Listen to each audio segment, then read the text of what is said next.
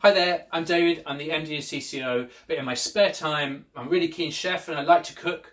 So I thought I might do a couple of videos about simple things, everyday things, but that I see a lot of people either think are too difficult or too faffy, or they make some mistakes, and maybe I can show you some of my tips and tricks. Let's get right into it. Okay, so today what we're going to do is make a basic loaf of bread. There's nothing more fun or joyful than making your own loaf of bread. It's much more tasty than anything you buy from the shops. Okay, so here are some of your basic ingredients. Firstly, what we're going to need is some strong bread flour. This is wholemeal flour. We've also got white flour here. You're going to need any sea salt that you can find. You're going to need some fast action, fast drying, instant yeast thing. It really doesn't matter. Fresh yeast will cause you more problems. So probably avoid that if you're making your first loaves. But if there's any kind of fast action yeast, you're going to need yourself a little bit of runny honey and some olive oil. And a little bit of the equipment that we're going to use. Just any old Pyrex jug is fine. I use this huge metal mixing bowl for mixing my bread in.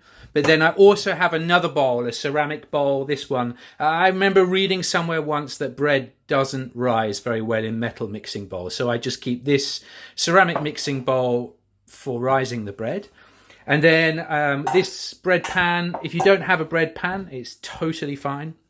You can use a flat grease-proof pan or any other pan you've got. You just shape the bread slightly differently. It really doesn't matter. Just make it into a ball and plonk it on whatever pan you've got. All right, first thing you need to do, and this is the same with all baking, and we all forget to do it, and that is turn on the damn oven. Preheat your oven to 200 degrees C. That's too hot to cook the bread at, but you'll see why we're going to do that later. Next step is you're going to get your Pyrex jug, and you want 300 millilitres of lukewarm water. Now, yeast wants a very specific temperature to be woken up. Basically, this dried yeast that we've got here is kind of asleep. It's just been dried out, but it will wake up and start reproducing if the conditions are right. So you want 300 millilitres of lukewarm water. Stick your hand in it. If it feels about the temperature of a warm bath, it's good. If you wouldn't put your kid in it, it's probably too hot for the yeast. Cool, so you've got your 300 millilitres of lukewarm water. Grab your honey, doesn't matter, don't need to measure it, put some in. Then grab your yeast. If you don't have one of these little measuring things, this is a tablespoon measurer. I can't tell you, they're so useful, just get some, they're like 20p off Amazon. Grab your tablespoon measurer, you want a level teaspoon of yeast, dump it in, and then just another half, dump that in. Grab yourself a spoon, I've got one here in the drawer, nice long handled spoon, and just swing that all around so it's mixed in. Tap the spoon off and just wait. So you should give your yeast about 4 or 5 minutes, and what happens is with the lukewarm water and the honey that we added, the yeast gets all super excited and starts to eat the honey, and then it starts to make friends with other bits of yeast and it comes alive. And you see what's happened here is we've got this nice froth on the top and it starts to smell of yeast. It's really good. The yeast is still rising in its little pot, and we're going to measure out our flour. Now, today I'm going to make a wholemeal loaf, but when you make a wholemeal loaf, you should never make it with fully wholemeal flour. It will make a really dense, heavy loaf, and it's not that nice. So what we do is we do a little mixture between wholemeal and white flour. So 500 grams of flour is going to make your standard sized loaf. So what I'm going to do is I'm going to add 300 grams of wholemeal flour, and then I'm just going to leaven that out and make the rest of the 500 up with this strong white flour. So that's 300 millilitres of water to 500 grams of flour. Then once we've measured out our flour, we're going to grab our olive oil. No need to measure, we're just going to put a bit of olive oil in, like that, a couple of shakes. Doesn't matter, you don't need to measure it, just gives it a little bit of flavour and it's very tasty. And then we're going to grab our salt and we're going to put in a good shake of salt. Again, especially with a wholemeal loaf, just gives it a bit of extra flavour. So look, our yeast has had an absolute riot, and you can see it's built up a huge amount of froth. So what we're going to do is we're going to get our spoon, we're going to mix all of that back in again, give it a damn good stir. Then when you're done with that, we're just going to pour it straight into our flour mixture, no messing around. And then what we're going to do is we're going to grab a wooden spoon. I guess, again, I read somewhere that using metal implements isn't good. And then we're just going to gently bring the flour like that, kind of folding it over, gently bring the flour and the yeast mixture together. Here's the messy bit. Once you've just kind of mixed your bread together, it's still going to be pretty sticky in the bowl. So what I recommend is that you just use your hands. Your hands are going to get dirty. Just don't worry about it. You can clean them afterwards. And what I'm doing is just flipping it over and making sure that I'm just grabbing all of the flour from the rest of the bowl. Right, here's my first top tip. I recommend that you get a little bit of the strong white bread flour in a bowl to the side, because when we start kneading the bread, you're not going to want to put your hands all in the flour packet, and you're probably going to need a little bit of extra flour. So what we're going to do is we're going to get dirty hands, we're just going to get a pinch of flour and we're going to put it on the board, and then this doesn't need to be kneaded. We're just going to dump all of that out, all the flour and everything. We don't care about it, and we're going to get rid of that in the sink. We'll wash that up later. Then we're going to start to knead the bread, and at the beginning it's going to be quite hard, so you want to get all of this stuff together and just push it down with both hands. Put it together, push it down with both hands. Put it together, push it down, and see how I'm just working all of the flour that's on the board. I'm just working it into the loaf very gently. We just pull it together, fold it over, and just push it down. And you can see that already that's sort of gone from what looks like a complete mess of crumbs into something that's starting to look a little bit more like bread dough. Now, kneading is one of the most important parts of the bread. A lot of people are scared of it. They see all I do is rotate the dough, I fold it over, and then I use the heels of my hands just to press it down. Rotate the dough, fold it over, heels of hands, rotate, fold, heels of hands.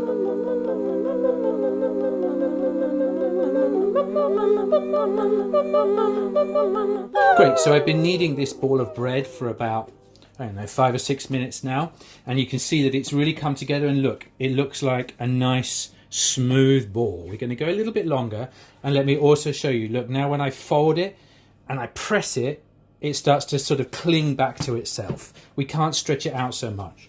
What we're doing here is we're actually allowing the gluten in the flour to develop, which is what gives bread its structure. You'll notice the bread gets quite hard, and the kneading is sort of, it's like a bit of effort, but you know, what else are you going to do? It's going to burn off your 20 calories a day, and you can take out a bit of frustration. You will need to work quite fast because the bread will stick to the board, but by the end here, you're not going to need your little bowl of flour anymore. And what we get is this nice smooth ball of dough, and that is when your kneading is done. Now we've finished kneading our dough, we're going to grab our ceramic bowl, because I don't think dough rises very well in a metal one. We're going to get our olive oil, and we're just going to again put a little bit of olive oil in the bottom of the bowl. Then you need to grab, there we go, you need to grab your loaf, which I just need to get from over here. Here it is. Just make it into a ball, dump it in the bowl, and you just cover it like this in the olive oil. Just tip it over a couple of times, make sure it's covered in all the olive oil. This is just so that your dough doesn't stick to the bowl. Once you've got your bread all covered in olive oil, what we're going to do is we're going to cover this bowl up. Now, because I'm ecologically conscious, I've got one of these fancy silicone coverers from IKEA. Actually, this is a square one, but let's just pretend it's round for the minute. We can do that in post. But you can use, if you don't have one of these, you can just use cling film. If you use cling film, make sure you just put a bit of oil on the cling film, otherwise it will stick to the loaf. So what we're going to do is we're going to cover it over, pretend that's a round one, it's not. And then we're going to put this bowl with the bread in on the top of our cooker, which should be on, so it's going to be warm enough for this bread to rise. Great, so this has had, I don't know, about 20 minutes or something like that. I don't want to put a time on it, because just use your eyes. And when it's got big like this, it's risen. Now then, if you love life you will never use this horrible, horrible product, which I don't know why it exists, for cooking. But these little silly 1-calorie sprays that you can get anywhere are really good for baking because they're great for greasing your pan. Now, if you don't have one of these, just get some butter and rub it all over your bread pan. Be really generous with your butter. I'm going to grab this little fry light thing and I'm just going to spray all over my pan. Okay, so our dough is risen. What we're going to do is we're just going to get it out of the pot, and because we put loads of olive oil on it, it's not going to stick. We're going to get rid of the pot and we're going to do something called knocking back, which means we just flatten this bread out and we just get rid of the air because we're going to rise it again. Now, to make our plaque, we're going to grab a knife and we're going to cut this dough straight down the middle. You don't have to do this. This is just something a little bit fancy that we're going to try today. Then we're going to get our 2 bits of dough and we're just going to kind of squash them out, flatten them out. You don't need to be fussy about it or anything like that. We're going to squash them together. We're going to get rid of our knife. We're going to put them like this on the board, quite close, squash them into 2 little sausages, and then we're going to plait them. Now, it's really important that you get your plait super tight. I tend to just curl it like this and then kind of wind it up at the end. Then when we've made our plaque, which doesn't look very attractive at the moment, we're just going to dump it in our pot like this. Just press it out into the corners a little bit. Now we're going to cover this time with a clean tea towel and we're going to leave it for about 10-15 minutes again on top of the oven, and you'll see that the bread is going to rise again. While we're waiting for our dough to rise for the second time in the oven, I thought I'd just do a little cutting, and what I want to talk about is knives. A lot of people don't enjoy cooking because they think that chopping and prep and stuff like that is a lot of hard work because they have very bad knives. Now, you don't have to spend loads of money on your knives. I personally use these Mercer ones, which you can get off Amazon. They're an American company. They're really inexpensive. A cooking knife, chef's knife like this will cost you maybe £30. It's worth spending that money. Obviously, if you want to spend hundreds of pounds buying global knives, they are really good. But these Mercer knives from Amazon definitely do the trick. The other really important thing about knives is to make sure that they're sharp, really sharp. There's nothing worse than trying to cut an onion or anything like that when you've got basically blunt knives. My little test for this is if your knife won't cut through a tomato skin without crushing the tomato, it's not sharp enough. Best thing to sharpen your knives with is one of these, which is a steel. Lots of videos on the internet to do this, but basically what you do is you just hold the knife at 45 degrees to the steel and you just roll the knife along the steel on both sides like that. It's really simple. Basically, as long as you haven't got your knife dead on the steel, which will blunt it, just keep it at a slight angle and just roll your knives along the steel. And before you do any cooking, just sharpen your knives. Make sure you've got sharp, good quality knives. If your kitchen knives are something that you'd put on the table to have people cut cake with, then they're not sharp enough. Knives should be dangerously sharp. It will make your cooking much more enjoyable. Another little word about glazes for your bread just before we get there. You can do your bread with no glaze on top, but it's going to look a bit dull, and what you want to do is present something that's really sort of table ready and everyone goes, wow, God, you must be an amazing baker. The glaze will make all the difference. You've got lots of choices for glaze. If you're a vegan, then you're probably going to want to use olive oil or something like that. Now, bad news for vegans is that all the best glazes for bread are non-vegan. Olive oil will do you perfectly well and you'll get kind of a nice crust, but the best ones are eggs or butter. And the absolute best thing that I've ever found is 1 egg yolk and a tablespoon of double cream. So we've got our eggs and we've got this Elmley double cream, which should be normal double cream, but because of a shopping error, it's Elmley, so we won't show that too well. That said, I actually find this Elmley double cream to work really well for this glaze. So we're going to grab an egg. It's got weird blue stuff on it, I don't know why. We're going to crack it over a separate bowl. We're going to crack it open, being careful to just keep the yolk in one half, and then we tip the yolk from one shell to the other, get rid of all of the white of the yolk, the white of the egg, and dump the yolk in there.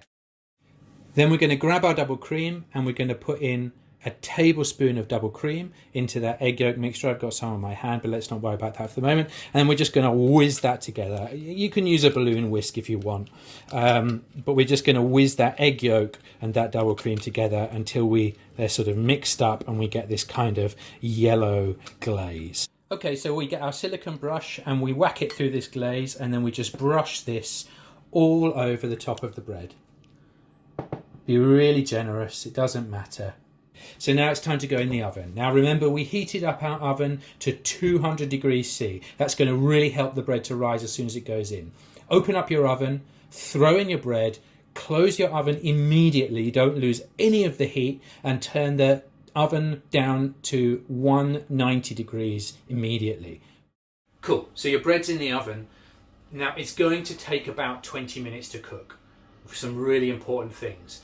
Don't open the oven in at least the first 15 minutes. Just leave it shut, leave the bread to cook. Otherwise it could drop, it won't rise properly, blah, blah, blah, blah, blah. Don't open the oven. Second thing, I don't like to do times or exact measurements or things like that. It's much better to use your intuition. So with bread, you'll know it's basically cooked because the whole house will smell of bread. When it first goes in the oven, it doesn't smell of anything. About 15-20 minutes, half an hour later, the house will start to smell of bread. When it smells of bread, you know your bread's pretty much done. Then there's a classic way of checking that the bread's done afterwards. Bread in the oven at 200 degrees C, turn it straight down to 190. Wait until you smell the smell of bread, and then come back and see how your loaf is doing. Okay, so we had a cup of tea, I chatted about a load of things. I've got my fancy bad boy oven gloves on, and we've taken our bread out of the oven. Now you can see everywhere smell of bread, so we know it's done. See, we've got this nice glossy glaze on it, which comes from our egg yolk and cream. You can tell it's done, but the good test is that we flip it over, we tip the bread out, like this, we get our hands and we tap the bottom. If it sounds completely hollow, the bread is cooked. So there you go.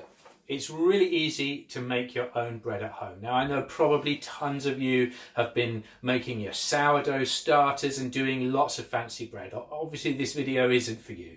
This is for someone who just thinks it's too much of a faff or doesn't know how to make bread, and I just want to show you that it's really easy, it's really satisfying, it's something you can do on a weekly basis. I hope you've had fun, and I hope you get out there and you start making your own bread.